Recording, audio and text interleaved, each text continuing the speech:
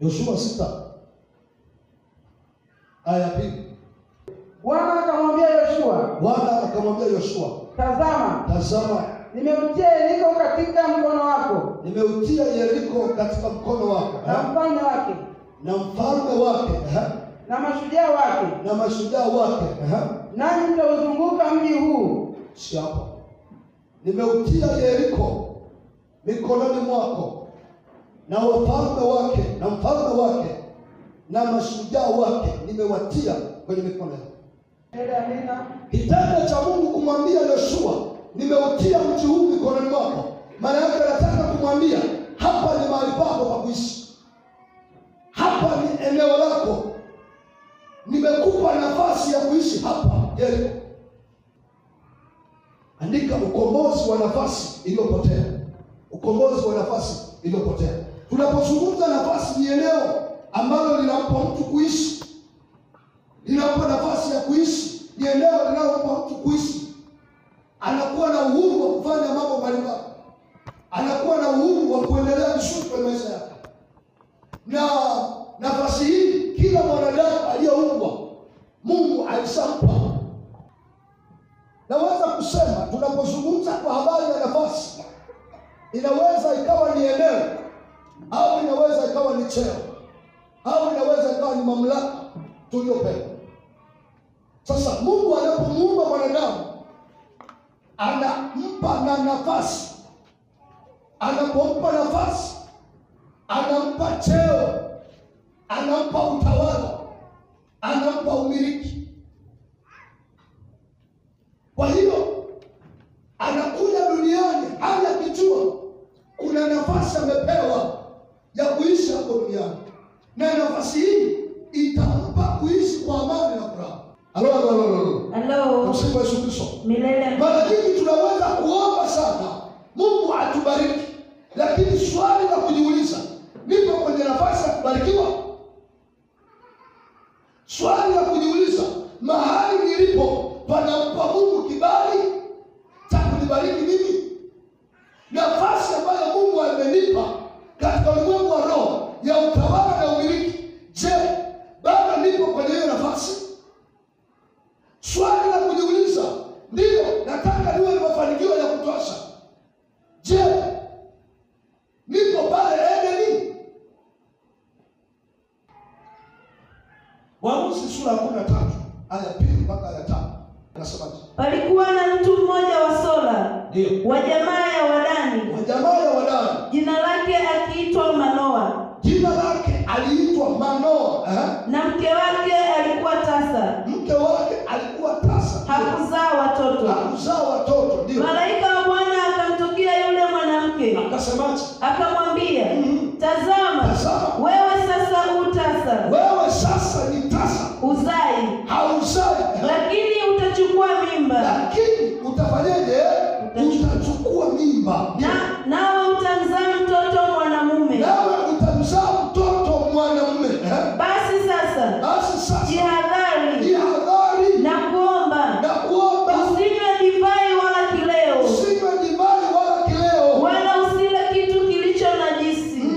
Kwani tazama, utachukua mimba.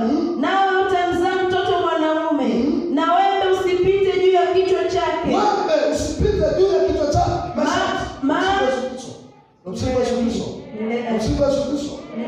Anampa nini? Masharti. Nini cha kufanya? Kwanza ulikuwa tasa. Sasa mimi Mungu nimeamua kukupatia mtoto. Sikupatie mtoto mwanamke, na kupatia mtoto mwanaume ili aendeleze uzao. Lakini ili huyu mtoto aendelee kuishi, na kupa masharti. Cha kwanza, usinywe pombe tangu huyu mtoto akiwa tumboni. Lakini pia nywele zake zisije kunyolewa hata siku moja. Kwa nini? Maana mtoto huyo atakuwa mnadhiri wa Mungu. Nafasi ya huyo mtoto ni mpakwa mafuta wa Mungu, ni mnadhiri wa Mungu, ni mtu ambaye Mungu amemchagua, amempa nafasi kubwa katika ulimwengu wa roho, nafasi ya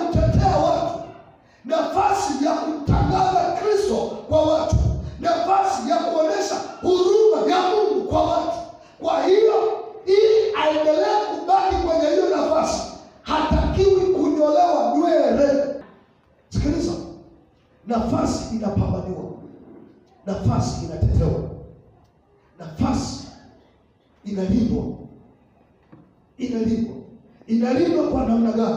Inalindwa kwa kufuata vigezo na masharti ambayo nimepewa kwa ajili ya hiyo nafasi. Ngoja nikwambie kitu.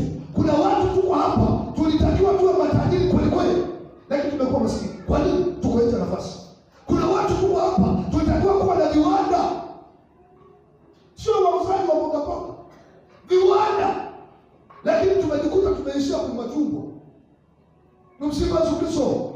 Kwa nini tuko nje ya nafasi? Kuna watu tuko hapa Mungu alikusudia kutuinua sana, lakini tumejikuta tuko hoya hayo, na mwisho wa siku tunaenda kujilaza kwenye pupa za watu. Tumekuwa ni wadaiwa, wadeni. Badala ya kukopesha tumekuwa wa kukopa. Kwa nini? Tuko nje ya nafasi. Tumsifu Yesu Kristo. Tumsifu Yesu Kristo. Milele amina. Tumsifu Yesu Kristo. Milele amina. Okay, si kila anayepitia matatizo yuko nje ya nafasi, lakini tulio wengi tuko hapa. Ni kutamani kurudi kwenye nafasi. Ni kutamani kurudi kwenye nini? Kwenye nafasi. Nitakaporudi kwenye nafasi, niwe na uhakika nitakuwa nimerudi kwenye Eden ambayo haina mimba, ambayo haina jasho, ambayo haina uchungu, ambayo haina tabu, ambayo haina kifo, ambayo haina mauti, ambayo haina magonjwa, ambayo haina umaskini. Ni Eden iliyojaa utajiri. Haleluya. Tumsifu Yesu Kristo. Tumsifu Yesu Kristo. Milele amina. Nikwambia kitu, kama ni mhudumu, nikirudi kwenye nafasi, huduma yangu itakwenda tu. Hata wajitokeze wapinzani kiasi gani, nitakaporudi kwenye nafasi, huduma yangu tena. Lakini kinyume na hapo, nitapigwa mwaka wa kwanza, wa pili, mpaka miaka yote, na mwisho wa siku utaona afadhali hapa kabisa. Samueli wa pili sura ya 22 aya ya 14 mpaka 21. Samueli wa pili sura ya 22 aya 19 mpaka 21. Walinikaribia siku ya msiba wangu, lakini Bwana alikuwa tegemeo langu. Pamoja na kwamba walinikaribia ili waniangamize, lakini sikutoka kwenye nafasi. Nilibaki kwenye nafasi. Nilibaki kumtazama Mungu. Nilipobaki kumtazama Mungu, Mungu alifanya, akanitoa akanipeleka panapo nafasi, akanipandisha juu zaidi. Halo. Usifiwe. Milele amina. Wale wanaotambua vizuri, Daudi aliteseka sana, lakini hakuacha kumtazama Mungu. Na ndio maana nilisema ogopa kuchoka. Ogopa kufanyaje? Kuchoka. Daudi hakuchoka. Aliendelea kumtazama Mungu. Alipoendelea kumtazama Mungu, neno la Mungu linatuambia Mungu akampandisha, akamweka panapo nafasi. Aliniponya kwa kuwa alipendezwa nami. Kumbe kuna wakati Mungu anatuponya mpaka apendezwe. Halo. Tumsifu Yesu Kristo. Mpaka afanyeje? Apendezwe.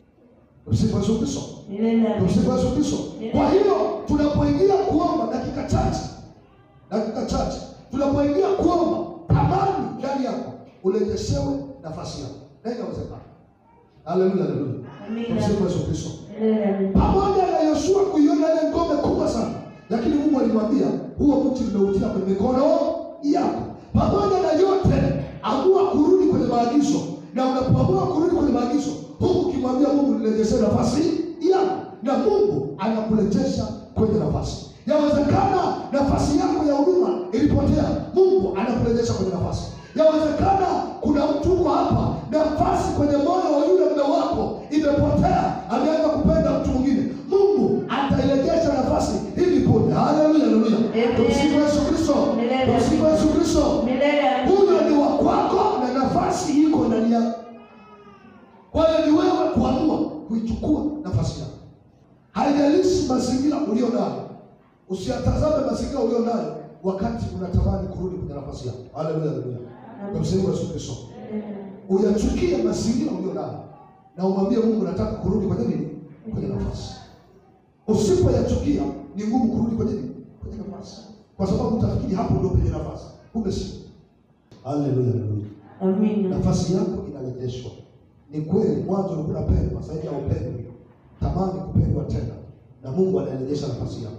Ni kweli nafasi yako haikuwa hiyo. Ulitakiwa uwe mtu fulani hivi, mtu tajiri, mtu mwenye mafanikio kiroho, uwe mtu ambaye umekuwa kiwango kimoja kwenda kiwango kingine. Bwana anairejesha nafasi yako. Ni wewe na mimi kutamani kurejeshwa kwenye nafasi. Simama kwa miguu yako. Yefta pamoja na hali yake, simama kwa miguu yako. Pamoja na hali yake alirudi na akaendelea kuongoza wale watu. Pamoja na kwamba alikataliwa, alirudi na walimtafuta wao wenyewe. Na leo hii tunaporejeshwa kwenye nafasi, wale waliotukataa, wale waliokuwa sababu ya kulia kwetu, Mungu atawafanya watutafute tena. Haleluya, haleluya. Tumsifu Yesu Kristo. Natamani sana uamue kupatisha maombi haya.